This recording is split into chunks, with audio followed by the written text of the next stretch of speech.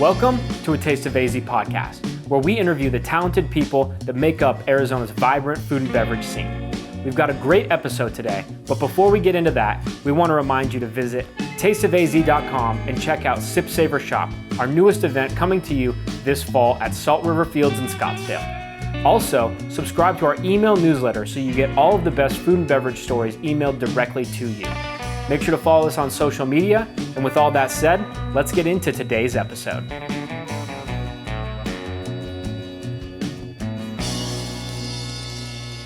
We're rolling, man. We're recording. So I'm newly reading glasses guy. Okay. Yeah. And it's literally like when you put them on, there's this whole world of things that exist in this range. Yeah. That you're like, where was all this stuff before? Like all of a sudden it just appears. Yeah. And now, like, am I hard of hearing?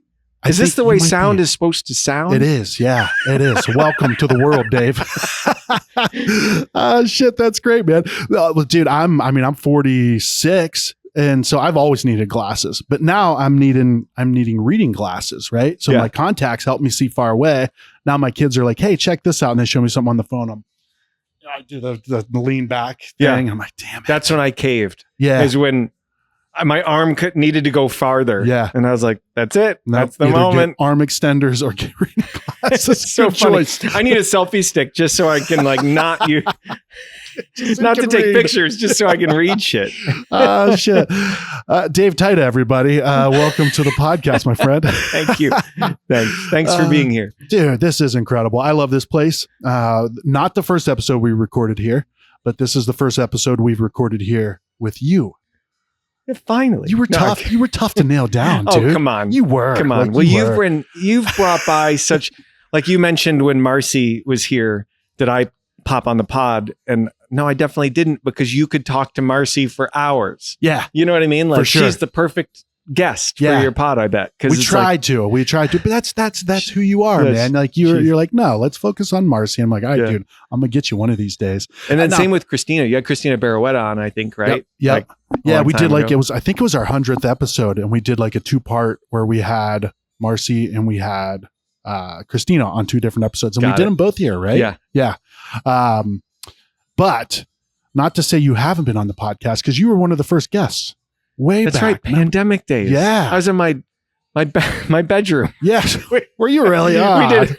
You decorated because it. So here's why. Because I have a bookshelf in my bedroom with books I've never read. Yeah. And so whenever I would do Zoom type stuff, I'd make sure it's like, it communicates that I'm smart. And like I do all, you know what I mean? I know Dante's things. Inferno. Exactly. Totally. But little do they know that like my 2 dogs are just laying in bed, like right there. Yeah. And you open the book and it's just a box where you keep your weed, right? Totally.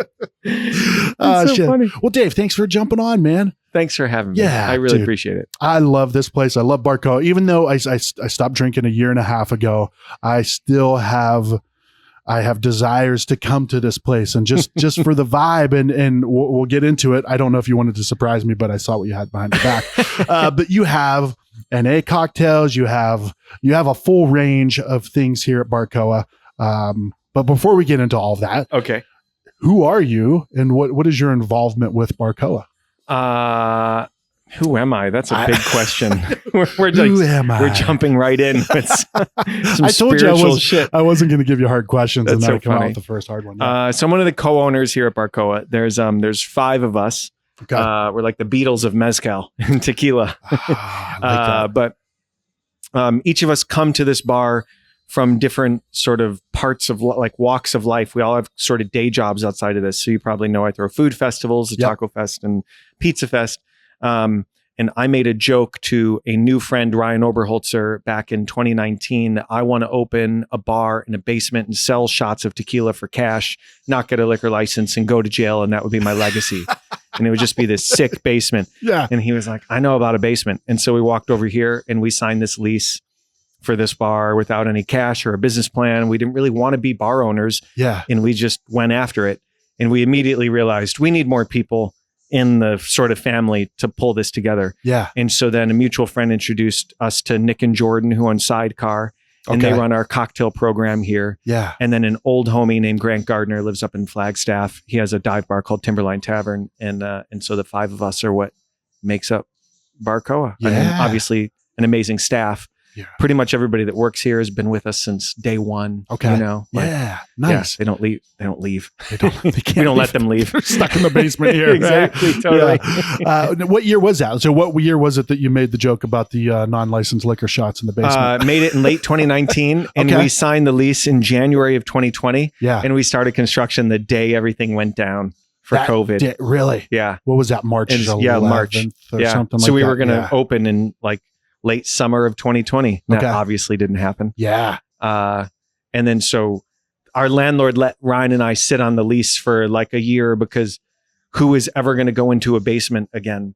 Do you remember back then? It was like germs were everywhere. Oh yeah. Yeah. And so we were like, shit, should we back out of this thing? Like, Yeah. do we, you know, but going then, into a place with no windows or yeah, exactly. yeah. Yeah.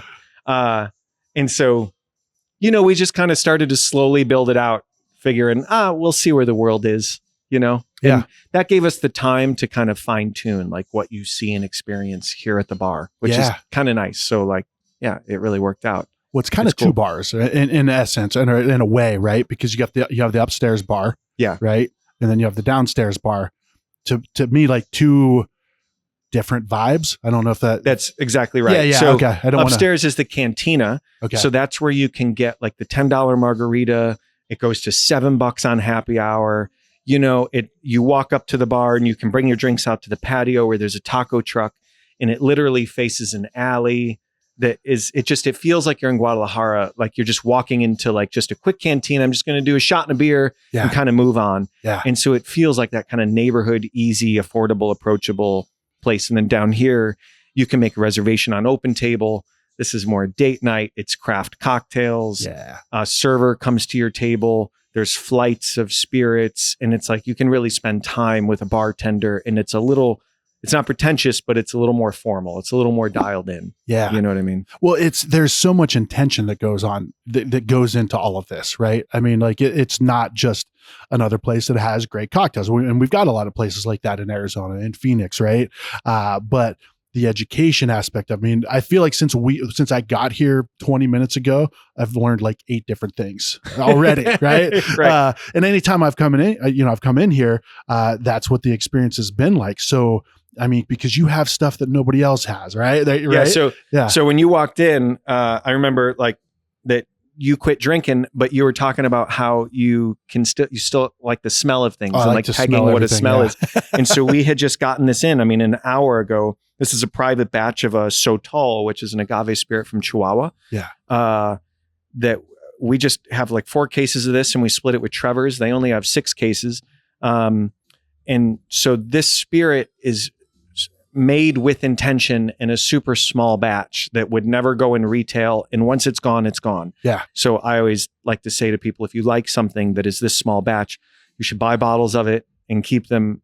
I mean, for your home consumption, just because once it's gone, it's gone. It's like ephemeral. And so that makes it really beautiful. But anyways, you gave this a smell. What do you get there?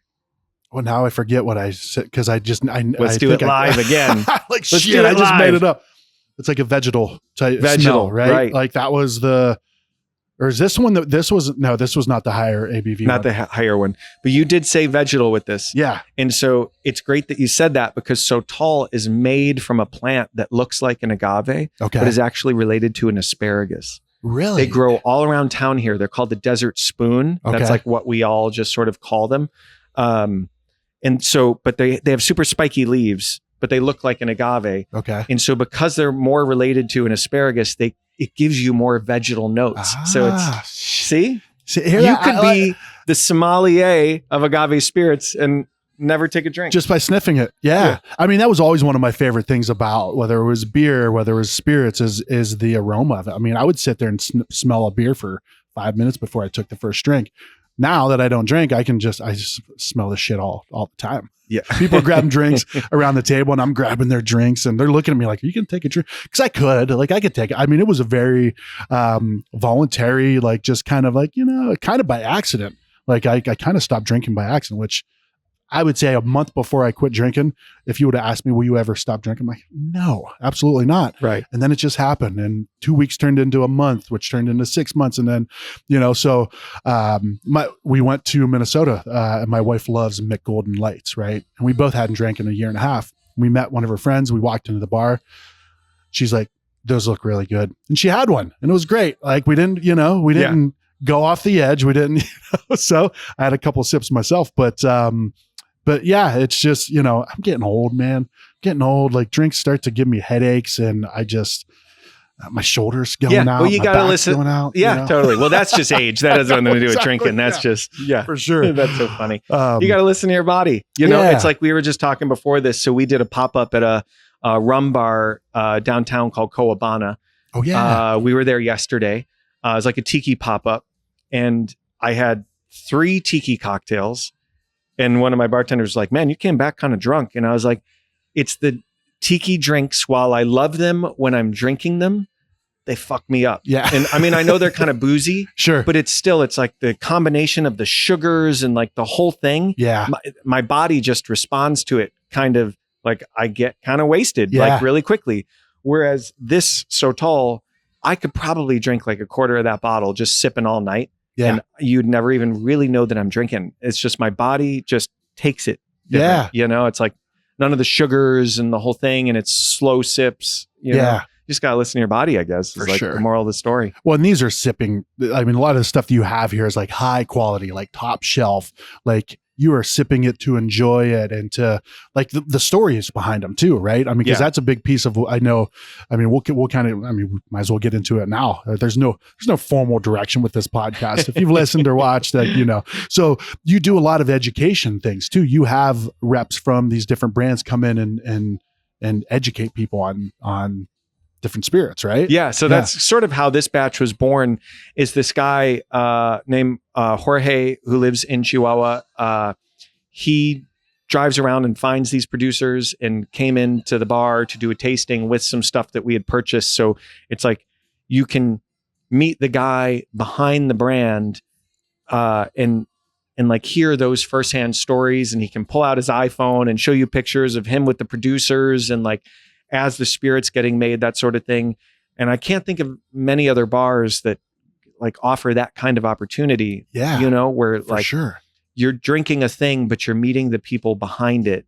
You know what I mean? Yeah. Not just a rep, and nothing against just a rep, right? But if you have like, oh yeah, I'm a rep for Captain Morgan and this is what we do, like that's cool. But yeah, not even close to that level. And it's really cool when the moons align and let's say that person is here doing a tasting and other brand owners might be here just randomly. Yeah. And so then any guests who bought tickets or just regulars, they'll find themselves in a bar surrounded by people who own these spirits because this bar has become sort of a hub for like agave spirits. And I'm so grateful for that. Yeah. And it's like, you just might get this night that it's like, you can't script this kind of stuff. You know what I mean? It's really cool. And they might have some neat things like out in the car that they can sip some regulars on. Like, hey, do you want to try this cool thing I just brought in that's not available for sale yet? It's like, it's cool. That's how do you not get drunk by 2:00 every single day?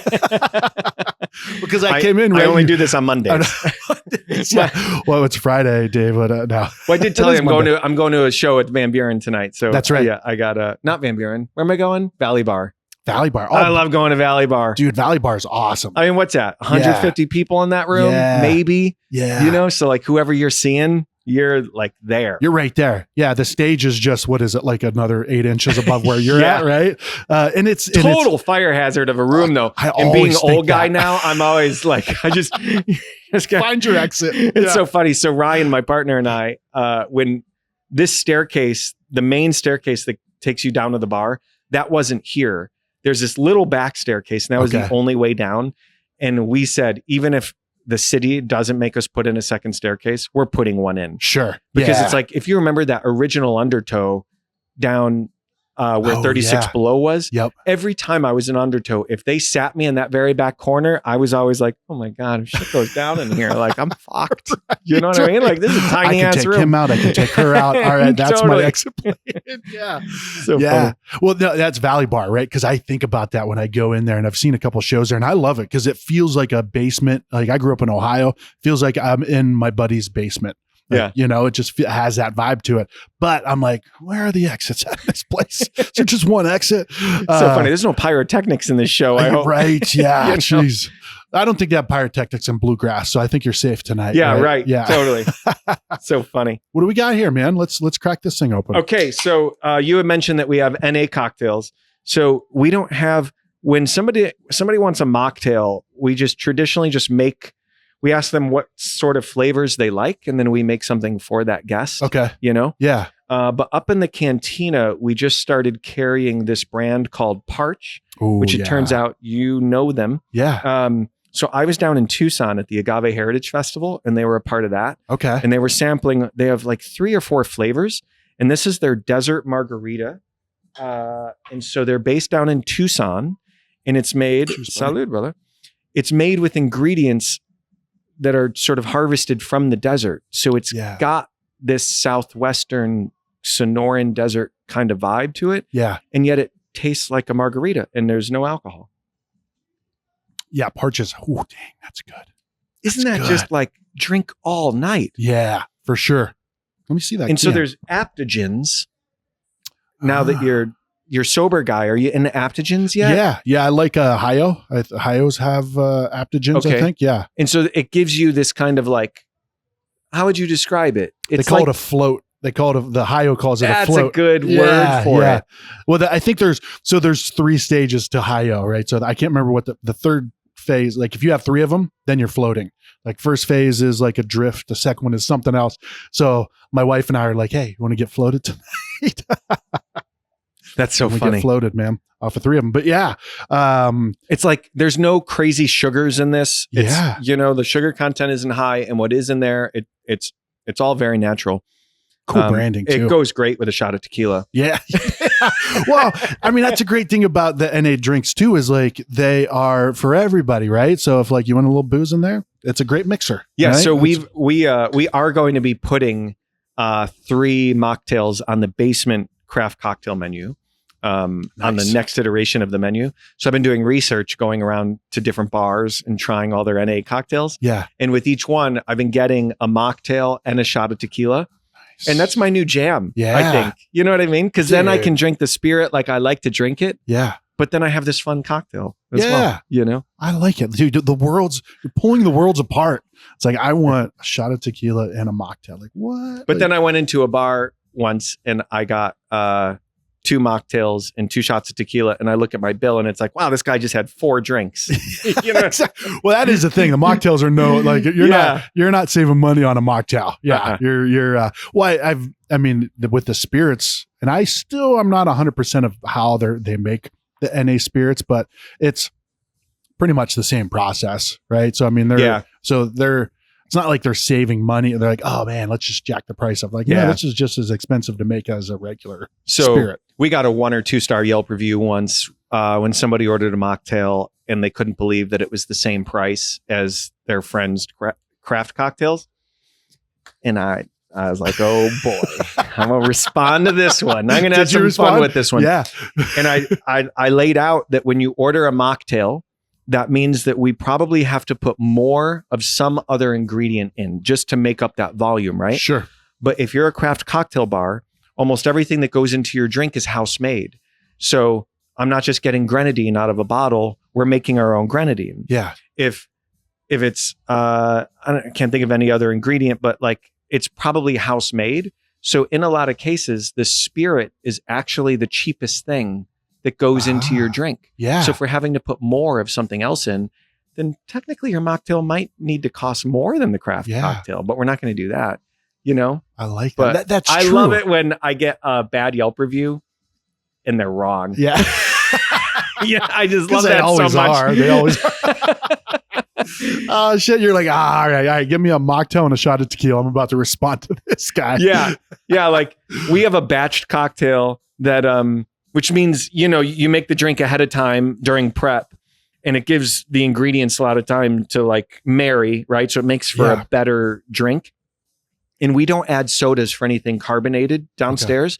We house carbonate, which means that they get hit with a CO2 tank, and it's a forced carbonation. So it's literally just carbonated in house. Yeah. And so somebody ordered our version of a Paloma down here, and he wrote us 1 or 2 stars, and he said, I'm paying $17 for a drink that took one step from the bartender. Where's the artistry? And I was like, here we go again. Here we go again. And so this one I got to talk about, like, if you would like your drink to take 8 minutes, for him to build that drink, or if you would like your drink in 30 seconds, we can make it take 8 minutes, but you got your drink in 30 seconds. Yeah. And you're complaining about that? For sure. You know what I mean? People always have shit to complain it's about. Like, come on.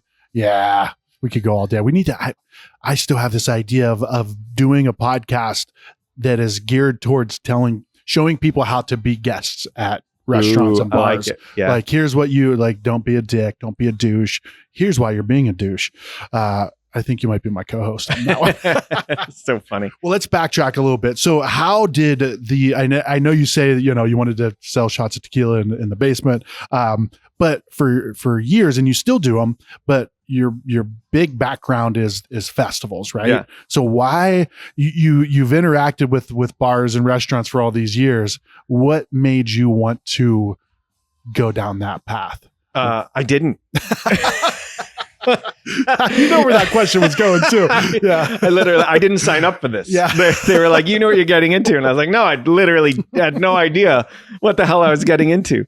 I didn't, like, both Ryan and I, we didn't want to be bar owners. This was just a matter of, we saw an opportunity, Sure, and our hearts were open at that moment. It's like you and quitting drinking. You said you didn't like want to quit drinking. You just stopped. Yeah. And so I didn't want to be a bar owner. I just saw this space, and it wanted to be a bar. And I brought my wife here she doesn't take risks at all. She's got like the job that has the 401k and the health insurance and we need those the in whole our lives, thing, right? And when she saw the space, even she was like, babe, you got to take the leap and like do this. This thing wants to be a bar. Yeah. So it just, every step of the process felt right. Yeah. So everything in the bar comes from Mexico, and that is due to Ryan's connections down in Guadalajara. So we would have an idea of like what the space needed, and we worked with an interior designer down in Guadalajara, and she would go find the thing, and then we would fly down and go meet the artisans who would make every single thing. So she would take us and like see if it was the right fit, the price was right, and the whole thing. Yeah. And it was just the most rewarding process. Yeah. And so like part of that whole us going down regularly gave birth to something besides the bar that still exists today. And that's our annual staff pilgrimage down to Guadalajara. So every summer we close for 2 weeks in July, and we take our staff down. Nice. So that they can see tequila distilleries, they can see top bars, we can take them to Lucha Libre, we can, what I mean? Like go see the culture and be a part of it. Sure. So that when guests are here, we're not just talking about, oh, it was fermented for 8 days and you know what I mean? Yeah. And like all these like technical things, we can tell them the story behind the person, themselves who like made the actual spirit. People, the families, You like know? the whole culture. People, like you said. place, and process is, like a phrase we keep going back to. Yeah. But anyways. So you didn't. Yeah. Just to answer. No, I didn't want to do this. Yeah. But no. I just wanted to go to Mexico, man. Yeah. You nailed it. Well, now funny. that you did it, are you like, man, like, why was I apprehensive about it? Or like, why didn't I do this sooner? Or you seem like a guy that just kind of just go with it. Right? Yeah. You go with the flow. 100%. Yeah. Never a plan. Just always just respond on a daily of like whatever's sort of going down. For sure. I did. But damn, I'm glad that the universe did its thing. Yeah. And put us here. For sure. It's been super rewarding. Well, and I don't know if it's that thing of, you buy a white car, you start to see all these white cars. I don't know if this stuff existed before I kind of started getting into beer, and then more specifically the food side of things. But it seems like over the last, 8 to 10 years, like the food and beverage side of things has really started to I don't want to say re-embrace, I don't know if that's the right word, but really start to highlight the Hispanic culture here in Arizona, right? Yeah. Like was it always there, or was it kind of not? And maybe I didn't see it, or am I on point with that? I think that we are all collectively learning. Okay. Yeah. Both the gringos who I say this in tastings all the time, that this is not my culture by birthright to share. Yeah. And I recognize that. But what I'm doing is my best to meet the people and do the research and share my experiences. Yeah. But recognize that I'm an outsider in the culture. Sure. But that still doesn't take away my love for it. Yeah. And it shouldn't prohibit me from sharing the stories. You know what I mean? For sure. Yeah. And so it's like Ryan and I always say, when you see like Latino families come in here and respond to this place, they'll sit up in the cantina and say like, oh, my abuela's, that looks like her cabinet. You know what I mean? Like, I feel like I'm in her dining room, because the wood is old and it has this look.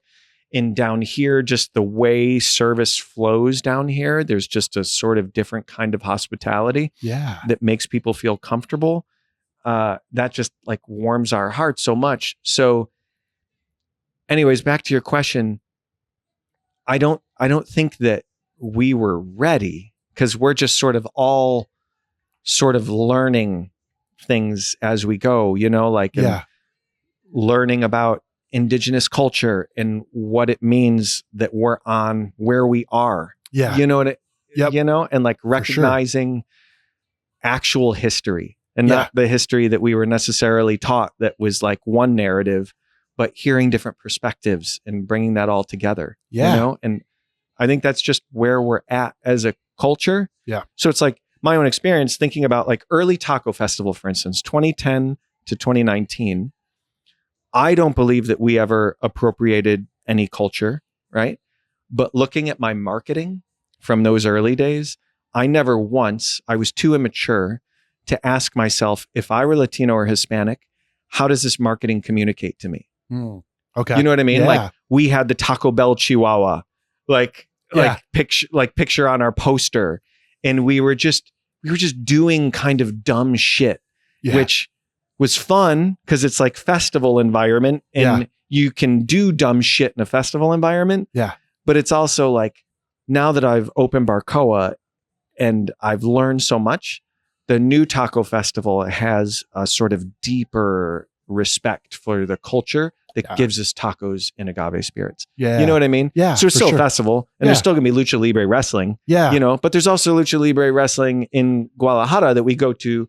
So it's like, I'm just very conscious of what, and I don't like using the word authentic, but what is sort of right. Sure. You know what I mean? Yeah. Without, people in the Latino and Hispanic communities looking at the thing going, well, what the fuck is that? Yeah, you know what I mean? Doing? Yeah. Yeah. Like you said, like you have that impact of when they come in, they're like, their eyes light up and like, hell yeah. Like this is great. Yeah. Yeah. I dig it. Hey, let's take a quick break here and then we'll jump back into this. Cool. A quick reminder to get your tickets to Sip Savor Shop before they sell out. We'll be at Salt River Fields on November 1st, bringing you food, beverage, and a retail experience like we've never done before. It's going to be very exciting and we hope to see you there. Make sure to sign up for our email newsletter and check us out on social media. Now let's get back into the episode. So funny. All right. So I can't remember if this is correct or not, but weren't you voted as like the most like best bar in the universe? No. That too. Yeah. Yes. But like yes, we did best non-Latin Latin or something like that. Non-Latino. No, but that should be a category of something. I thought there was something. I know that's just in your head. You're like, to me, Dave is the best non-Latino. Yeah. No, I thought that was an award. What's the dude from Danny? I can't remember his last name, but he's the trumpet player for Fayuca. He was voted like the best non-Latino one. So I thought you were, man. I'm gonna dig it up because if you don't know you won that award, then we need to revisit. Is this like a that. New Times thing? Like I think it might have been, yeah. Where they do all those crazy categories, like best gravy in Mesa, east of Gilbert Road. East of Gilbert, and you're like, wow, that was amazing. Into a politician's face, yeah.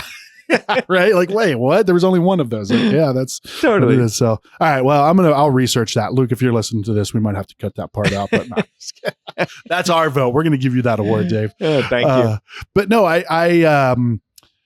that whole, like with, Renee winning the James Beard Award and Armando and Nadia, with their places, and Roberto with Spiritu, like, and because I know, family owned small Mexican places have existed, right? Yeah. But to bring it onto, I don't even know how to say it, but not onto a different scale, make it like kind of add more. I don't know. You know what I'm saying? So, think about like wine 20 years ago was just red and white. Sure. And then maybe there was rosé. Yeah. Right.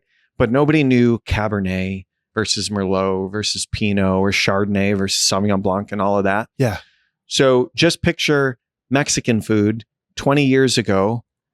We know it as that kind of like Americanized plate with like cheese on the goopy beans and like enchiladas and a chimichanga kind of vibe and like Taco Bell. And it's like, we didn't, like I was saying, collectively do our research and or know or experience these things. But now as business ownership becomes more accessible and people want to tell the stories of their heritage, now you've got a place like Testal, which is on Grand, telling the story of food from Chihuahua. You've got Renee talking about Sonora.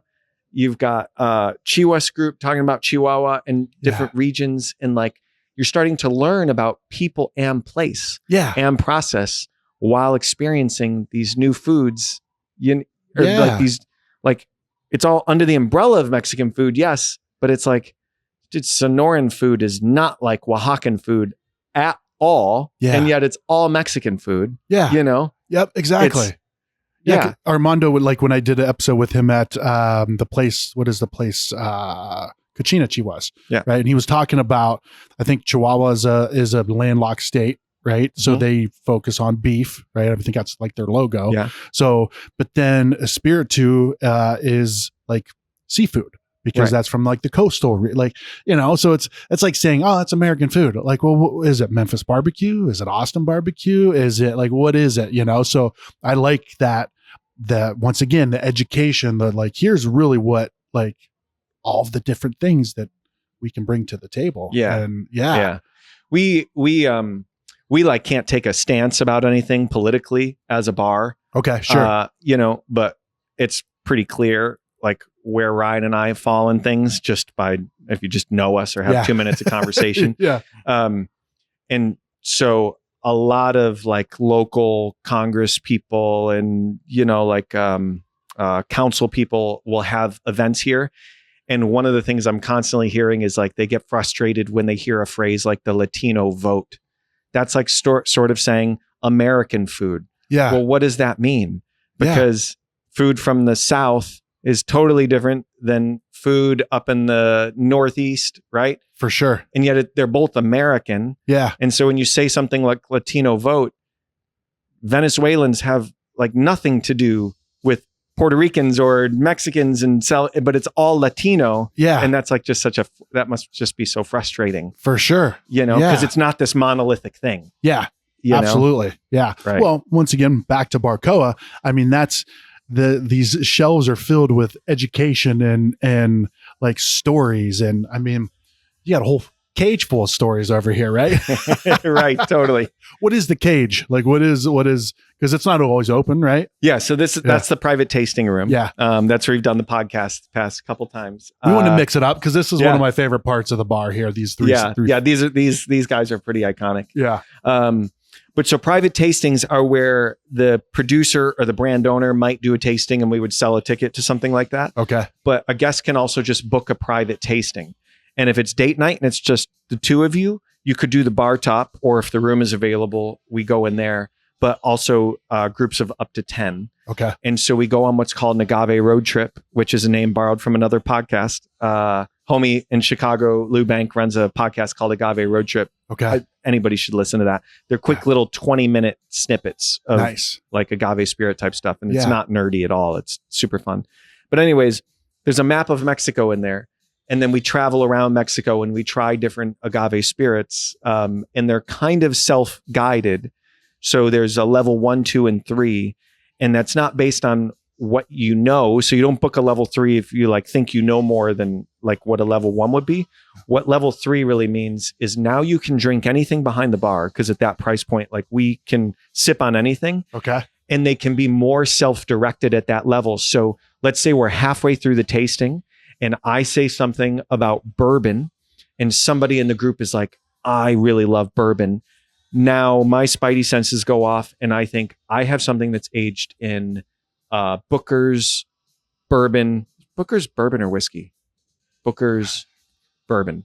I'm having a brain fart. I'll give that to you. All right. Aged in some bourbon cask. Yeah. For like, let's say 6 years, and it's more bourbon than bourbon. Okay. And you got to try this tequila. And so now I can pass that down and we can talk about that, and somebody else might want to try it. And that might be their gateway into bourbon now, is because they tried it through tequila. Yeah. You know what I mean? And we can have these kind of fun, interactive experiences. And that's what that room is all about. Yeah. So you've heard the phrase omakase. Mm-hmm. So like at a sushi bar, the chef is giving you whatever the chef wants, and you tap out at a certain point. Sure. And you pay for that at the end, right? This is similar in the sense that the transaction is taken away from your experience, and it's more about, can you just relax for a minute? We're just going to sip on shit. I like that. And you know what I mean? For sure. There's kind of there's a limit, but there's also no limit. Like it's more fluid. Yeah. Whereas when you're at a bar, if a cocktail costs $15, you're just getting that drink, and that drink is $15. Whereas in there, if it's $125 a seat and I've got you for 2 hours, let's just drink. Yeah. Let's just sip on cool shit and talk about it. And let's find out what you like and don't like, so that when you go to a bar next time, you have a better handle on like what you want to order. Yeah. And I like the interactive part of it too, right? Because they can kind of share like, oh yeah, I love bourbon, or, oh yeah, he loves rum, or whatever. And it's not just a guided, like, all right, here are the steps we're going to go through. Here's what you're going to learn. It's like that's cool, man. I like that. I like that a lot. Yeah. It's like one of my goals in life is it's a phrase I always say is like, don't look at the prices on the menu, right? I'm going to get to a point in my life where I can go somewhere like, Course or Christopher's and just be like, I want that. Yeah. Right. Not looking at my budget like, holy shit, $275 for that steak. I don't want to look at the prices, right? I just want to, I want to fully immerse myself in that experience. And that sounds like that's what that is. However, have you ever been to a place and there are no prices on the menu and you're immediately like, like shit, like your ass tightens up a little bit and you're like, oh geez, this is gonna be bad. You just know it's gonna be really bad. Yeah. I mean, I feel my wife and I are smart enough that we know, we're like, we're like, there's no prices on this menu. Like, before we even go there, like we're on Google reviews looking at the photos of the menu, like, nah. But one day, Dave, that's my goal. I believe in you. You had a dream to serve tequila in a basement. My dream is to not look at the prices on the menu. Shit. One time we went somewhere and like they were like, oh, here's our specials with this and that. I'm like, oh, those sound good. I'll have the scallops. And then we got our bill like, holy shit.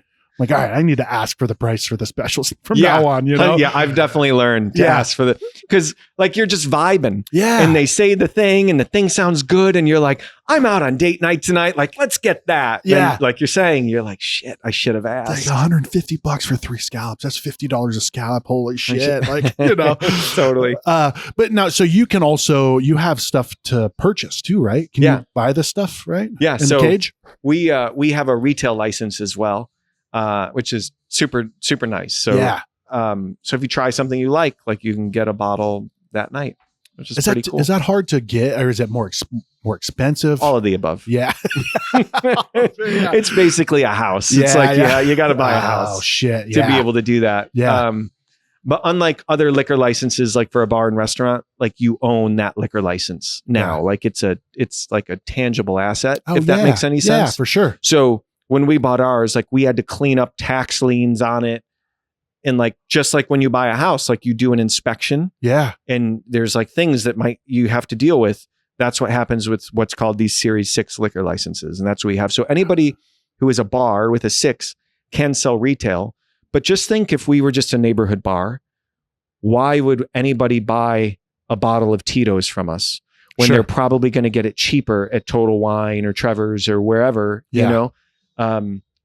But we knew with us being so category specific, if we really want people to like engage in these spirits, one way to do that is to take the things home. Yeah, You know what I mean? for sure.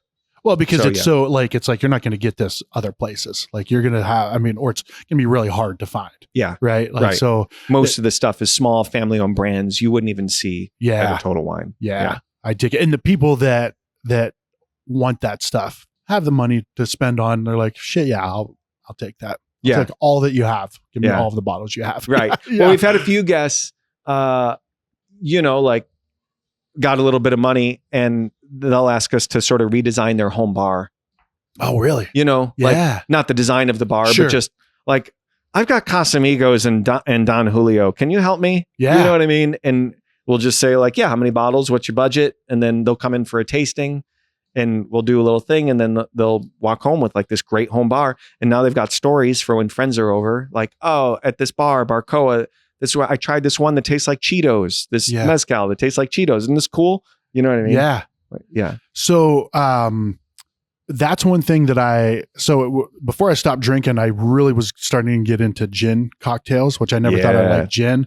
Right. But every time, like, dude, I mean, this is going to sound, you know, you would not expect this from a big guy like myself, but I like cocktails that taste like candy, like Skittles or Sprees or something, right? They got a little tart fruitiness to them. And it seemed like every cocktail that I liked that fit that profile was gin based. Yeah. Right. So I'm like, oh shit, I always thought of gin and tonics, you know, and I always thought that I hated gin and tonics because of the gin, but mostly it was the tonic that I didn't like. Uh-huh. Right.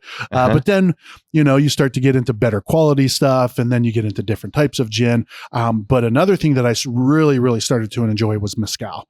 Right. So I was like, oh shit, I didn't know there was another agave spirit. You know, I knew there was tequila, but I didn't know Yeah. there was mezcal.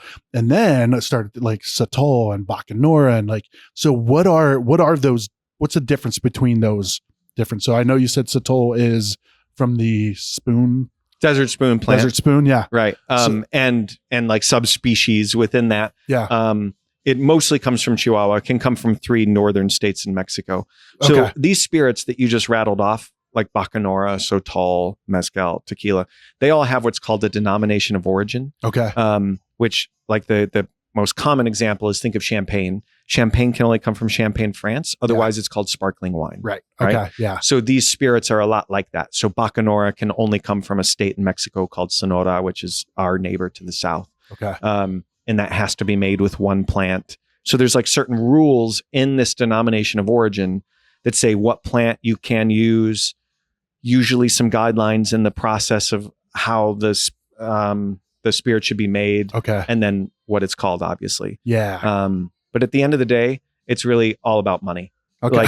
Like you find with everything, Yeah. it's always just follow the money, and that's why the thing exists. You know, so Interesting. Yeah. it's like if you're certified, then it's like there's sort of greater tax incentive. Like the government's getting more tax money from that thing, you know, Okay. in some cases, Yeah. you know. Interesting. Uh, Yeah. So there's been a trend for things to just be labeled agave spirits, which means that they're not certified. And so you would just say spirit distilled from agave, and then you would list whatever agave and wherever it comes from. And that can come from anywhere in Mexico. And it has nothing to do with any denomination of origin or anything. Yeah. A little harder for your average consumer to decipher all of Yeah. that information. But what I like about the denomination of origin is it's sort of like if you see that word that is a household name, like a Bacanora or Sotol will be there, tequila and mezcal. Mark Tarbell calls these welcome mats. So it's like Del Maguey is the mezcal that's in the green bottle. You'll see it behind almost every back bar that has mezcal. It's on the top one is- right over there. Okay. Or for tequila, it's Clase Azul. Clase Azul is the Okay. blue and white ceramic bottle, right? Tastes Oh, like yeah, yeah. birthday cake because Yeah. of all the garbage additives that they put in there. Yeah. Yeah. But you have to have Clase Azul behind the bar because it's a welcome mat. Because if everything behind the bar is so esoteric and small batch, that might turn somebody off. Sure. But if they have a way in, then you can your bartender or server can use that as like, okay, I've got you. Now we're going to talk about some other cool stuff. You know what I mean? Yeah. So most people will jump in with something called tequila or mezcal, but by the time you're on like my insane part of the journey where I can't even keep it all straight, Yeah.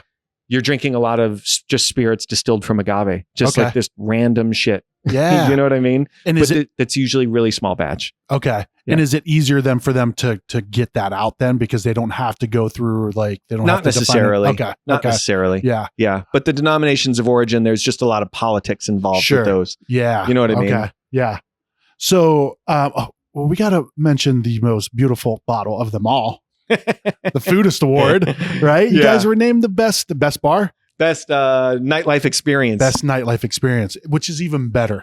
Yeah, I agree. Which is so funny. I completely biffed that like welcome or the acceptance speech. Yeah. Because like, how do you talk about bar experience? You got like 30 seconds. Yeah. And I really didn't think we were going to win. We were up against Little Rituals. I thought for fucking sure we're not winning this. Yeah. I didn't prepare anything. And so when I got up there, I was like, what do I even talk about right now? Because like, there's so much that we do here. Like there's so many parts of the story. Yeah. You know what I mean? For Like, sure. I just was like frozen. I didn't know what to say. I wish I could cut that into this episode. Luke, if you're listening to this, cut that in. Or Jose edits for I us just, as well. Jamie Soretta was up there. I think I just started talking to her and I was just like, hey, Jamie, how are you doing? You know? And then like Matt Carter's sitting right in first row. And I didn't say it, but all I'm thinking is like, Matt, I haven't seen you in so long. How have you been, buddy? Like, Yeah. what's going on? Tell me about your life. You know? Next thing you know, you're just up there staring. Look at somebody, Matt's like, what the fuck is happening here? Must have had too many tiki cocktails. Yeah. But no, that's awesome, man. Much deserved. Like it is much deserved. Yeah. We're so honored to win that for sure. Well, because I mean, it's once again, like it goes to like, I mean, first of all, the place, the you know, collection of spirits that you have, all of that is fantastic. But then the aspect of, and I haven't done it yet, and I've reached out to you a while ago about it, but you do Spanish classes. Yeah. And I took 4 Every years in Wednesday. high school and I don't know shit. I need to learn.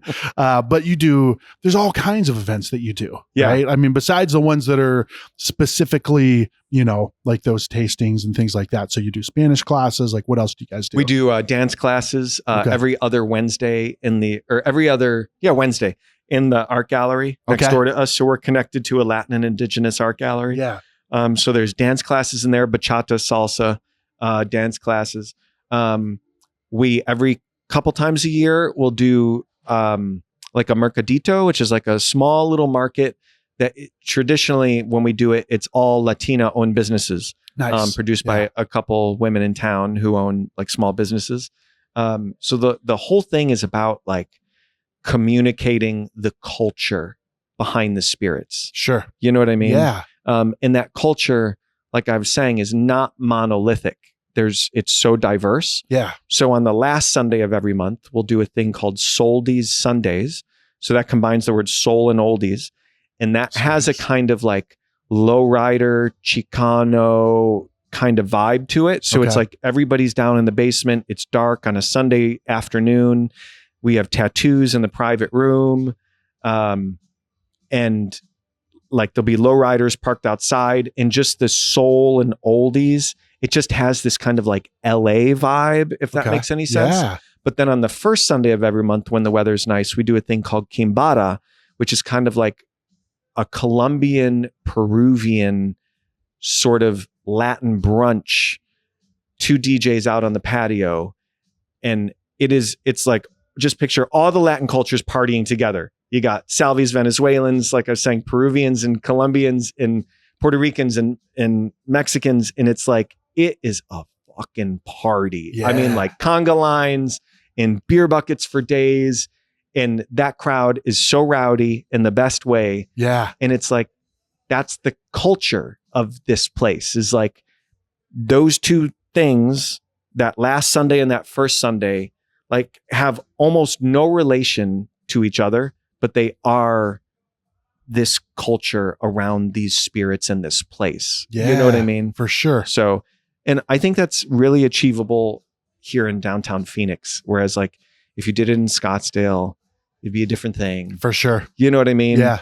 And if you did it in Gilbert, it would be hard to get that kind of party vibe. Yeah. You know what I mean? Tempe would be just weird. You know? I'm just kidding.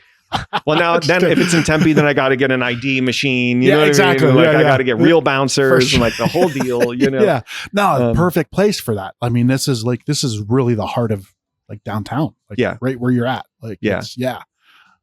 I dig it. So yeah, there's always events going on.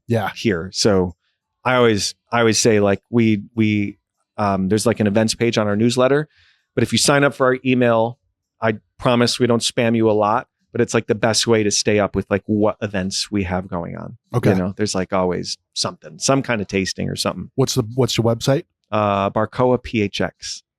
PHX.com. Yeah. .edu. No. Needing to get the edu. Well, the Pizza Fest website is phoenix.pizza. Oh yeah. And every year it's like $500 for that domain, like every year or something. Because it's pizza? Yeah, because it's .pizza. Yeah. There's no .com. Yeah. And every year when that GoDaddy renewal comes and I'm like, should I keep this? I'm like, yeah, got it. Phoenix.pizza is pretty dope. That is pretty cool. Yeah. But there's a premium on those .beers and .pizzas and all that stuff. It's $250 or $500 for at least Phoenix.pizza. Yeah. I know that. Yeah. I think it's worth it because it's kind of cool. Pizza Fest is like just fun and quirky and you know what I mean? Like for sure. Well, so yeah, let's talk about that a little bit. So, I mean, you got BARCOA, go BARCOAPHX.com. It's the website, sign up for the newsletter, follow your social media, come down here, check out the drinks and just everything. Hammer Dave, give him a 5-star review, but still complain. So he has something to respond to. No, give me, yeah, exactly. Give me the 5-star, keep that rating up. But talk shit because I love it. Time for a NA and a shot of tequila. You know who I learned that from? Ross Simon. Oh, really? Over at Bitter and Twisted. If you go back to Bitter and Twisted's early Yelp reviews, because do you remember when that place opened, he was reservations and the time limit. And nobody was doing that in a bar setting. Yeah. And people were pissed. They just wanted to come and go as they please. And who do you think you are? Yeah. And Ross is not one to be quiet when somebody says, who do you think you are? Yeah. You know what I mean? And his responses to those reviews are just like an education in how to educate a guest. Yeah. Like in being snarky, but also getting your point across. He wanted to let them know that they were being fucking idiots. Yeah. But also, let me explain. Yeah. You know what I mean? Yeah. Like he's really a pro at it. I'm going to professionally destroy you right now. In a nice way. In a nice way. But before we wrap up, Taco Festa and Pizza Fest, incredible festivals that you put on. I mean, when you say festival, they're fucking festivals, dude. Like they're huge. Like we went to Taco Fest last year and I'm like, how do we get to all that? Like, I don't even know where the end is, you know, which is great, man. So like do those continue to grow and you still enjoy those obviously, right? Yeah. They're so fun. They're so, I mean, I have a love-hate thing with festivals because it's like, you probably know this throwing yours. You ask everybody to participate and nobody responds.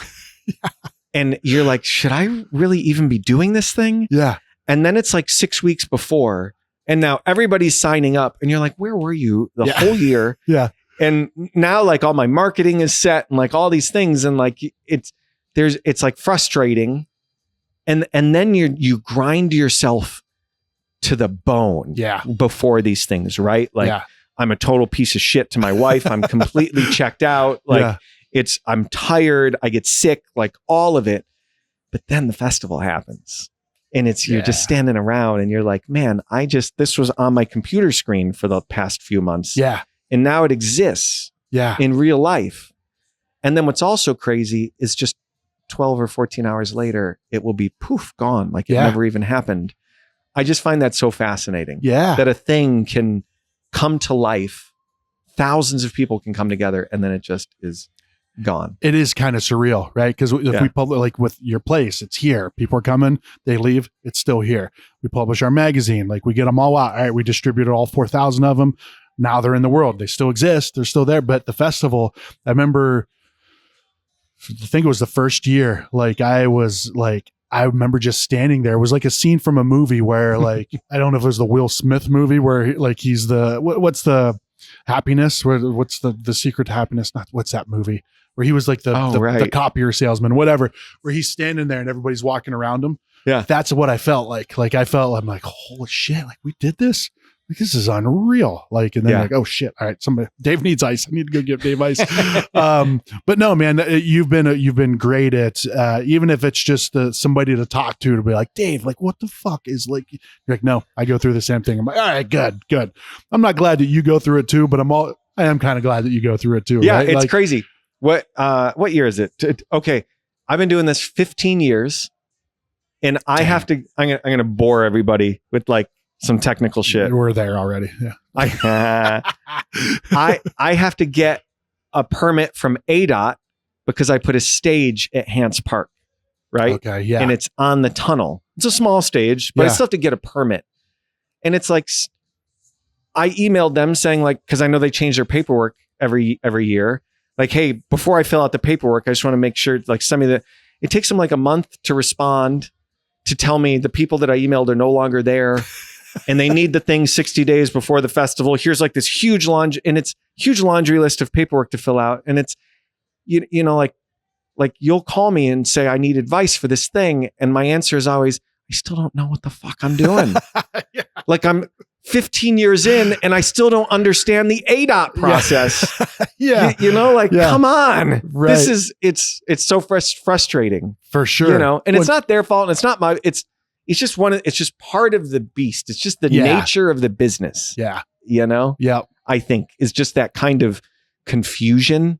For sure. Because this is a thing like the bar, it exists on such a daily basis in a way that a lot of other businesses exist. So like my bookkeeper knows exactly what to do.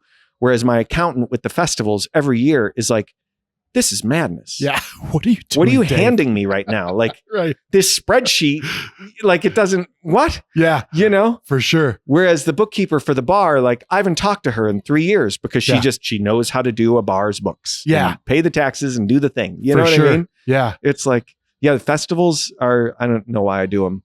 You know what? Maybe I should stop. No. Keep doing it, man. Yeah. So tacos and pizza are coming up this fall. And it's going to be my second year back at Salt River. And obviously throwing events there is just wonderful. It is. They're great. Yeah. Shout Amazing. out to Salt River Fields. You guys are the best. Huge shout out. Except for Sean. Have you worked with him? He's the worst. Such a dick, dude. We went to Vegas to see the Dead at the Sphere. Oh. Together. Really? And I've known Sean forever. Yeah. But it just was so cool, like going to a Dead show with the guy that I throw the taco festival with at Salt River. It was he's so good at what he does, you forget he's human sometimes, right? That's exactly the point I'm trying to get to. Is he's a machine at this. He knows exactly what he's doing. For sure. You know, Aaron, him and Aaron have been the two that we've worked with the most over the last couple of years. They're just awesome. They're just so great to work with, and so thank you guys. Thank you for being awesome. No, seriously, for sure. We're out of time, man. So thanks for joining, dude. This is amazing. Yeah, always, man. It's always good. It goes by so fast. It does.